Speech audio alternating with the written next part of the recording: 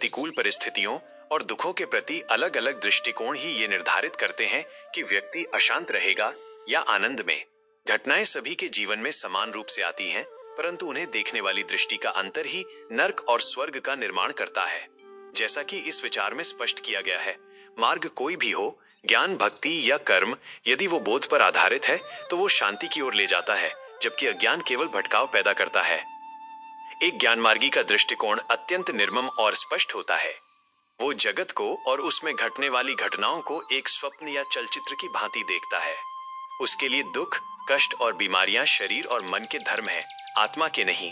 वह जानता है कि जो कुछ भी दृश्य है वो परिवर्तनशील और नश्वर है, इसलिए वो इन बदलावों को मिथ्या मानकर उनसे अप्रभावित रहता है।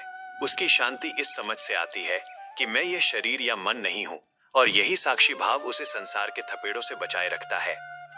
इसके विपरीत भक्ति मार्ग का साधक भावनाओं के एक उच्च धरातल पर जीता है। वो कष्टों को शत्रु नहीं बल्कि ईश्वर का उपहार मानता है। उसके लिए दुख एक अवसर है अपने आराध्य को और अधिक तीव्रता से पुकारने का। वह सोचता है कि सुख में तो मन संसार में रम जाता है, परंतु दुख में ईश्वर की याद घनी हो जाती है।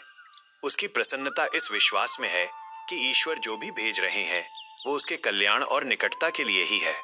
यह पूर्ण समर्पण उसे उस अशांति से मुक्त कर देता है जो क्यों मेरे साथ ही ऐसा हुआ कि प्रश्न से उपजती है।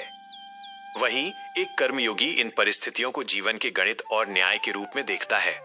वह मानता है कि आज जो सामने है वो उसके ही अतीत के कर्मों का प्रतिफल है। वह न तो ईश्वर को दोष देता है और न ही भाग्य को कोसता है। वह अपने उत्तरदायित्व को स्वीकार करता है और शांत भाव से उस फल को भोगते हुए नए श्रेष्ठ कर्मों में लग जाता है। उसकी शांति स्वीकार भाव एक्सेप्टेंस में निहित है। परंतु इन सबसे भिन्न एक संसारी व्यक्ति की स्थिति अत्यंत दयनीय होती है। वह दुखों का कारण और समाधान दोनों ही बाहर खोजता है। जब कष्ट आता है तो वो स्वयं के भीतर झांकने या सत्य को समझने के बजाय जादू टोना, तंत्र मंत्र और बाहरी उपायों के पीछे भागता है।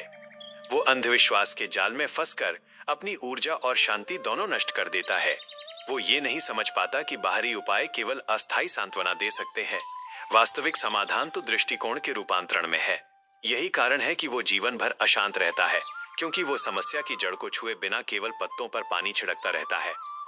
स्वचिंतन हेतु प्रश्न: जब आपके जीवन में कोई संकट आता है तो आपकी पहली प्रतिक्रिया एक संसारी की तरह भागने की होती है या एक साधक की तरह स्थिर होने की?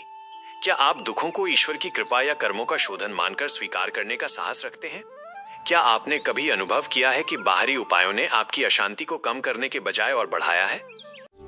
अपना कीमती समय देने के लिए आप सभी का बहुत बहुत धन्यवाद।